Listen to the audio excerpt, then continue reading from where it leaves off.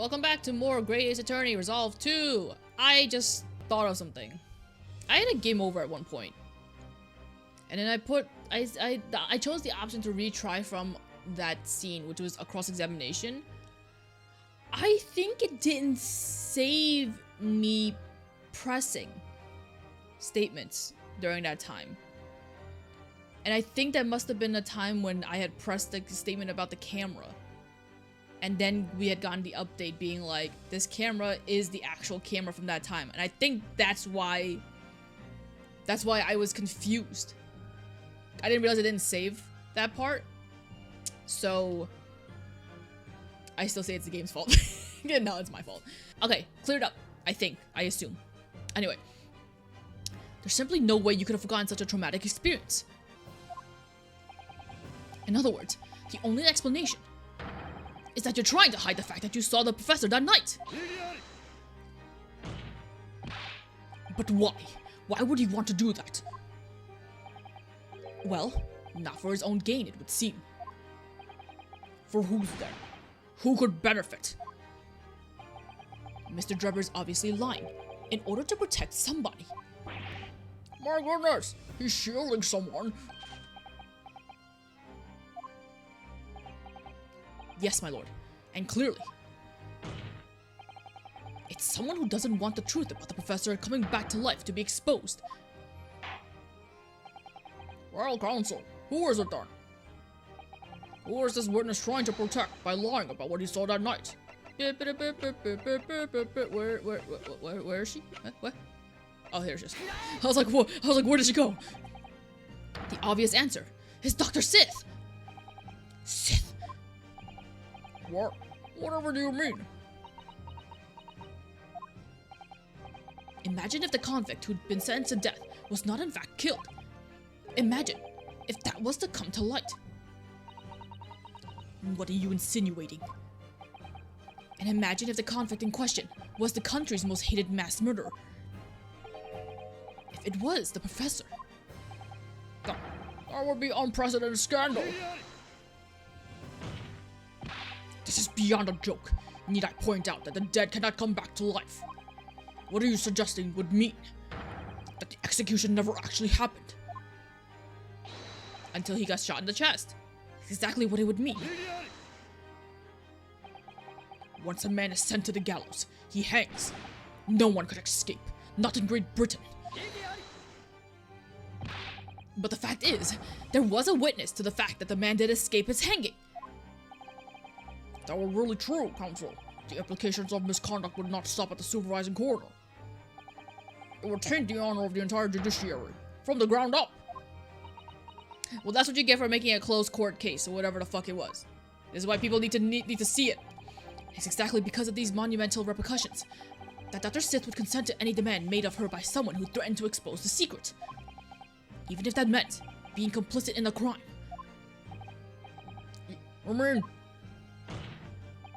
I mean that Dr. Sith wasn't collaborating within Mr. Drebber's wicked scheme. She was coerced into collaborating in order to protect her decade-old secret. She switched the dead body of Mr. Asman with the waxwork model and fabricated the autopsy report. Fuck! God damn it, I was doing so well. Yeah. Oh god. Oh, I thought that was something new and it wasn't. Lord Van Zeeks! Pray forgive my freshly filled hallowed chalice, and a whole raft of other discourtesies now. Goodness me! That's a nice lawyer you got there. Oh, it's gone. It's just the sort of tall tale Londoners would enjoy, I grant you. What? Oops. Executed killer rising from the dead. Scotland Yard cover-up. Conspiracy at the highest levels. So let me ask you one thing. What's that? If the condemned man really did emerge from his tomb that night, only to be shot in the chest, who pulled the trigger? And disposed of him forever? Well, I have no idea at the moment. We have too little information to work that out at present, I think. I couldn't agree more. I actually thought it would have been Sith. Maybe it's not her. Who knows? The Old Bailey is no place for wild fantasies. Have you considered this, my Lord Nipponi's friend? Considered what? That the sun is coming out? Is it not gonna rain today? Maybe I can go out and buy croutons later for my salad. You realize just what a dangerous endeavor it would be to coerce this woman into such a criminal activity. It's tantamount to declaring war on the entire British police force and judiciary. Oh my god, no, shut up. Quite hard to imagine any sum of money being offered for reasons could warrant it. To rely on some staged deception when so much is at stake would be madness. Well, I suppose. And this was no petty crime either. The victim was murdered. A man who'd already invested money in the venture and would be instrumental in future profits too. Yes, I had no reason to kill Mr. Asman at all. Or are you forgetting that his death results in me receiving not a single penny? He was also the man who fingered you for the dealing thing and got you expelled from being a scientist. The court is already aware of the contract between myself and the victim, no? That's what the deal is. He ruined your future, so you decided to ruin his future by killing him. There's the contract, that's very true. Come on, notice it, Ryunosuke. The motive for this case runs deep, though. I can feel it. Come on, notice it. Using threat to force the head of the forensic investigation team to cooperate is extreme. Especially for a government grant he had no guarantee of receiving in the first place. If the research grant was the aim, taking Mr. Asman's life would have made no sense anyway. Which means, Mr. Trevor's motive wasn't money at all. It was revenge! He was just trying to kill Mr. Asman. But why? What was his motive then? Oh my god, we know it! Your time is up, my lord friend. I know it, it's fine! I'd say you have one last chance before the jury loses their patience with this charade. I know it! Pick me! Let's see if you can back up your heavy proposal, shall we? Kazuma! Woo! How do you explain why this engineer would throw all the caution to the wind and threaten his own country? Come on. At this point, I'm not prepared to listen to more of this outlandish conjecture without proof. So, counsel, present your evidence. I know it! Alright, who exactly was Mr. Asman to Trevor? There's a connection there that no one's seen yet. I've seen it since the beginning, and I'm going to have to present 2 pieces of evidence to show what it is. Oh my god, just let me do it! That's funny, he did that without his eyes, like, being squished. It was just closed, so it was just like, as opposed to, I mean, it's a small detail, but I don't even know if I showed it off correctly. Yes, my lord. The evidence that established the motive explains why the witness wanted the victim dead is right there. Is there an order to this? There's no order to this, right? I can just do both. It's this newspaper article, my lord. That was written 10 years ago. And every detail has been examined already. What can it possibly tell us? That drivel should never have been written. It's typical gutter-burst nonsense that means nothing. Yes, on its own, it isn't particularly significant. However, when considered alongside another piece of evidence, it will completely explain your motive for wanting Mr. Asman dead. What other evidence? Come on, oh my god. Counsel, you'll present your supplementary evidence without delay. Well, you're delaying me! I've been trying to do this for the past, like, 3 minutes. Come on! Evidence with which establish the motive for the deed. It's this contract, my lord. Mr. Drebber, this is the contract you signed with Mr. Asman. Yes, that's right. The very document, in fact. That proves I had no reason to kill the man. No, I'm afraid not. What? There's something very significant that this newspaper article and the contract have in common. Really? And it's that common link that shows very clearly why you were so determined to kill Mr. Odi Asman. It seems the defense has uncovered something the rest of us have missed. Because you guys are fucking blind as hell. God damn it, I noticed it the moment we saw it. So my lord friend, point out what these 2 pieces of evidence have in common. Oh my god, where exactly is the link between the newspaper article and the contract?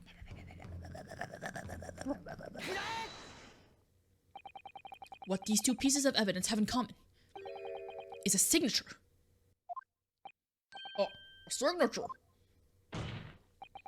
Signature of the illustration that accompanies the 10-year-old article and a signature on the contract belong to the same person. What? Ugh. As the court has learned, this illustration was drawn 10 years ago by the newspaper reporter who found Mr. Drebber and interviewed him about his ordeal. If you look closely, the reporter's signature can be seen in the bottom right corner of the drawing. And if you look at the contract here, which was signed between the witness and the victim last year, you can clearly see Mr. Asman's signature at the bottom. Notary Public, City of London. Look at the little details they put in here. Let me see now. Good lord, yes, they're identical. In short, the journalist who drew the illustration and wrote the article published about Mr. Drebber 10 years ago was the victim of this case, Mr. Odie Asman.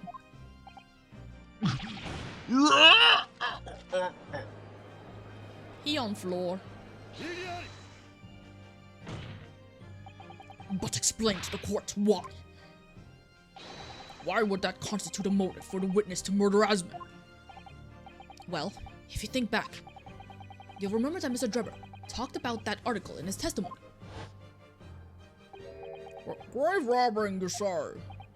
Yes, exhuming fresh corpse to sell is reasonably lucrative. It's quite beyond the pale. You would invite divine retribution, sir.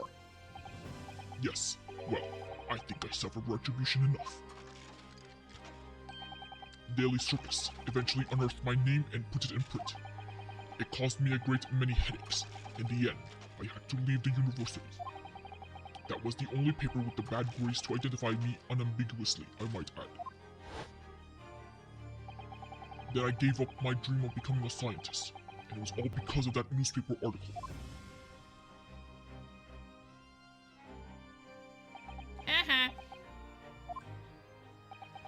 At the time, you were a student at the University of London who dreamt of becoming a scientist. However, the Signal newspaper article changed your entire life. So Mr. Asman used to be a newspaper journalist, did he? He did, my lord. In fact, it's a widely held belief that Asman managed to position himself at the heart of his criminal network, thanks to the many dubious connections he made during his time as a reporter. Ooh. So you had to give up on your dream and leave university. You lost everything. Eventually, you found yourself working in the field of science, but only in the shadows. And all because of that article. Written by Mr. Asman. Enough!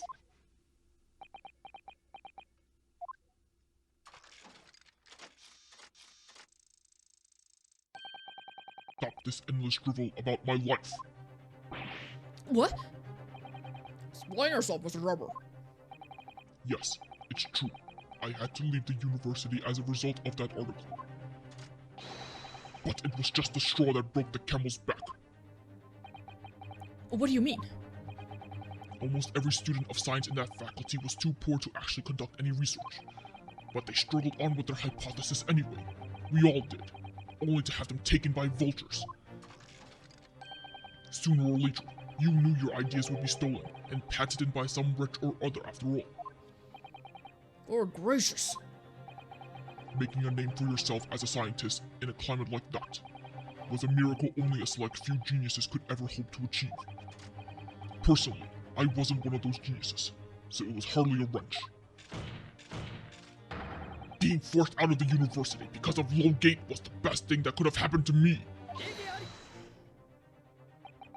Mr. Drebber, do you genuinely believe that? Of course I do. Who's better placed to know whether or not I possess a talent for science than me? I'm sorry to say that your words don't ring true at all. How dare you? And I have evidence to prove it. How are you in a position to say anything about me? I don't know you from Adam. Adam. Fine. If you think you have evidence, go ahead. Show it.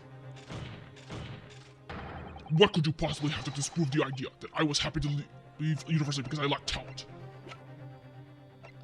Your little itty-bitty stupid dumb trophy. Do you remember this, Mr. Drebber? We found it at your workshop. Is that a Royal Society trophy for excellence in science? Your little itty-bitty fucking trophy. What exactly is this trophy, Council? It's the greatest honor that can be bestowed on a young scientist, my lord. There's no higher accolade. It recognizes emerging talent and promises a bright future. Lord gracious! That little itty-bitty fucking trophy! Your prospects for the future were excellent, weren't they, Mr. Drebber?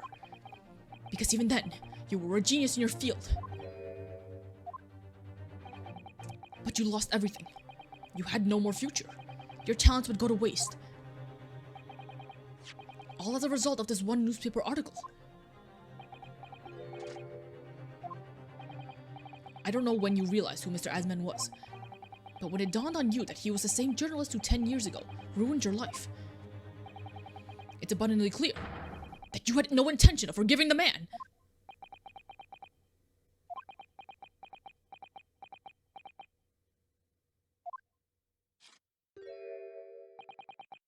The truth is... Finally, he's going to fold. Or he's gonna get killed before he says anything. Oh, oh god, oh god. Oh. Somebody's stopping him from talking. Was it Sith? I didn't even see her mouth move. Fine. Clearly this has run its course now. What? I admit it. All of it. What? She's gonna admit to it, not him? What are you doing? It's exactly as the Japanese man said. I was coerced into going along with this man's plot to murder the victim. On the condition that I kept my dirty secret from 10 years ago. No. Good Lord! Why is she getting the Dr. Sith, do you realize what you're saying, woman? That's no way to talk to a lady.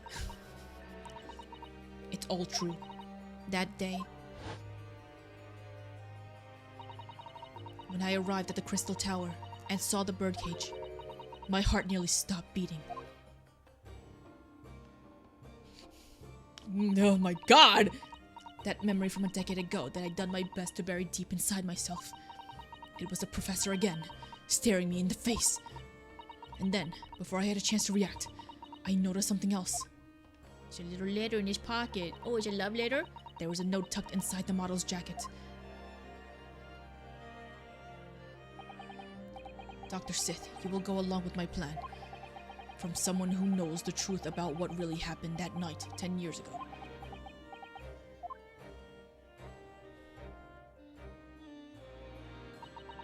All the instructions were there in the note. Every detail was meticulously written out. I had no choice but to do what it said. I made the necessary alterations to the scene and fabricated the autopsy report as instructed. There was really no other choice. It had to be done to protect the judiciary. I can only apologize now. Why does she... Did she come forward with it first in order to prevent Drebber from saying anything? Or did she do it to protect him? What's the deal? Why on earth would you buckle now? What's the deal here? Also, I have a sudden craving for Cheetos. Well, there's no point trying to hide it anymore, is there? I would have done anything to stop it coming out, even collaborate in a murder. But the great lie about that execution 10 years ago has been exposed. Whatever happens, I'm finished. So then, Mr. Drebber, what do you say to that? Your accomplice has admitted everything.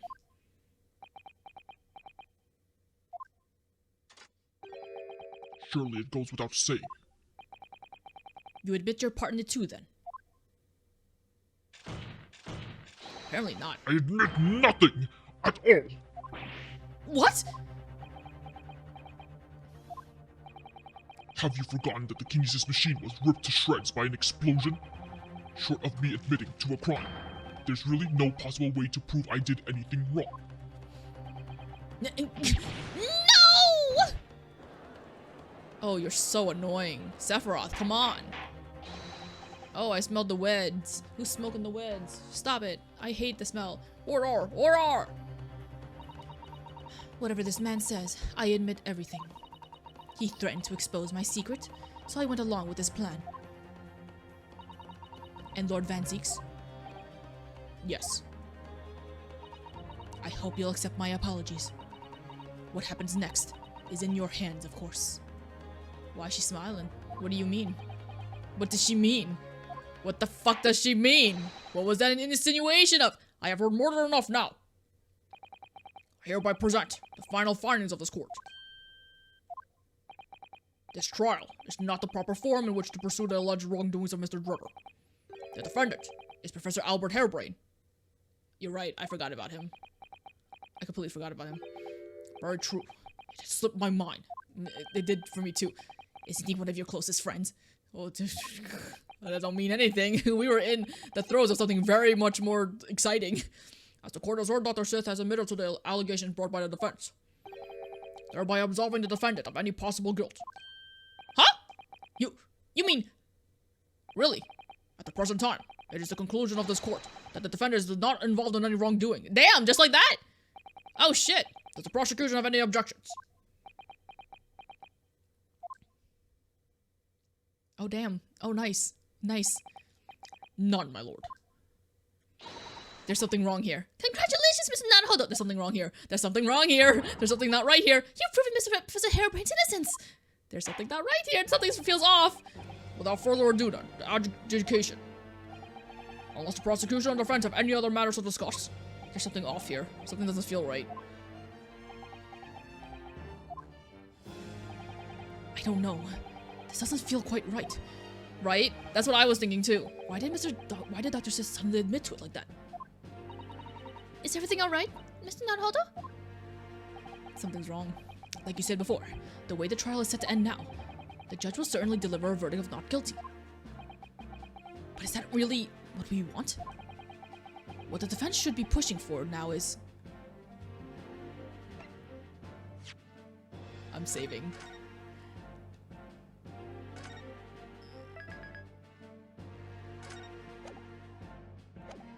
We're gonna ask for further testimony because there's something we're missing. I can't think off the top of my head what's missing, but something's missing. The fact that they're trying to end it, it means that there's something more to it! The defense objects to the trial ending at this time, my lord. I beg your pardon. We demand one final testimony. What?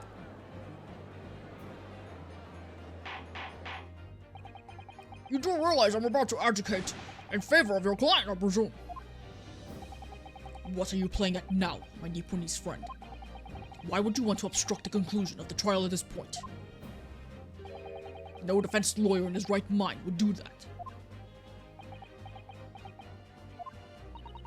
Mr. Naruhodo, what exactly are you thinking? The truth. The whole truth. And a way to bring it all out into the open. Right.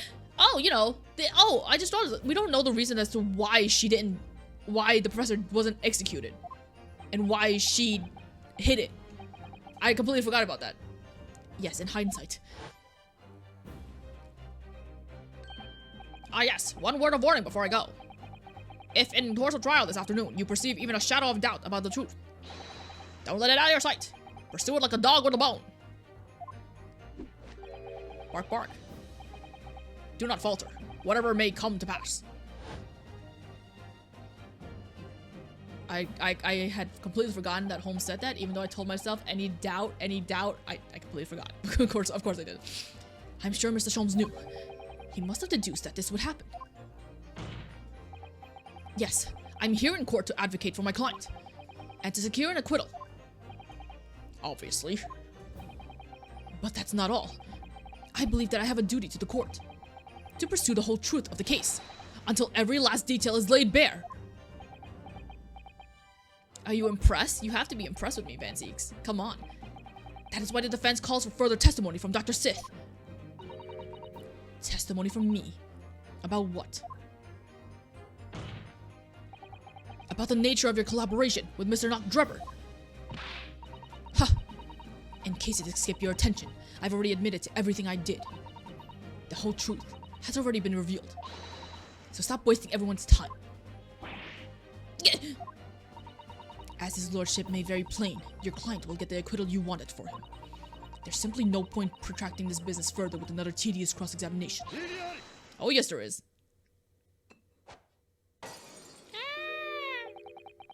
Pray forgive my careless handling of that hallowed bottle. I slipped. That's what you call it? What is your objection, Lord Van Zieks? The prosecution also calls for supplementary testimony from the witness. Yeah, let's fucking go! Don't be stupid. Woo, let's go! If there is more to this case than is yet to come into light, then I will join my learned friend in pursuing the facts until the bitter end. Let's fucking go! Yo, what? We're friends. Lord Van Zieks. We're friends. We're best friends. This is the most irregular, to say the least. However, as the prosecution also calls for it, I will uphold the request. Dr. Sith, you will testify for the court. Explain the full extent of your involvement in the murder apparently committed by Mr. Rubber. Very well. I want to know why we didn't execute the professor. I want to know! Bring us to that! It all began at the scene when I saw the waxwork and the note tucked inside its jacket. The actual body of the victim, as indicated in the note's instructions, was beneath the experimentation stage. The body had to be arranged in certain ways to implicate the defendant, which was my job. I enlisted the help of the entire forensics investigation team to dress the scene appropriately. The truth about the execution 10 years ago is a state secret of the highest level. I had to protect it. Well, we know about it now, so there's no point in protecting it. Let it tell us what happened. So I was right. The stage and the machine were all specifically designed for deception. So it seems, and all meticulously prepared. You did well to see through it. Ooh, she praised this. You're a very shrewd boy. Oh, thank you? So kind of you to say. And what about this autopsy report then? All I did was record the location of the body as being in the Crystal Tower instead of under the stage. That's all? That's a terrible corruption! Only my team were aware of the deceit, and then only under my explicit instructions. Nobody else at Scotland Yard knew anything about it, I assure you. We must be thankful for small mercies, I suppose. Well, I believe that testimony has clarified everything. There's no particular need for a cross-examination, I would say. Oh, yes, there is. No, I disagree. I can't shake the feeling that something's wrong. Yeah, because she's smirking like that, of course there's something wrong. Just look at that expression on her fucking face. It's the defense's right to cross-examine any witnesses following testimony. What is about you Japanese that makes you all so dodgily persistent? Very well. If you so desire, counsel, proceed with the cross-examination. I will, and you can't fucking stop me. I'll do it next time, I think. I don't know, this is very hard. This is so hard to do. How do other people do it? Next episode, we're gonna find out more from the Dr. Sith Sus lady. Okay, bye.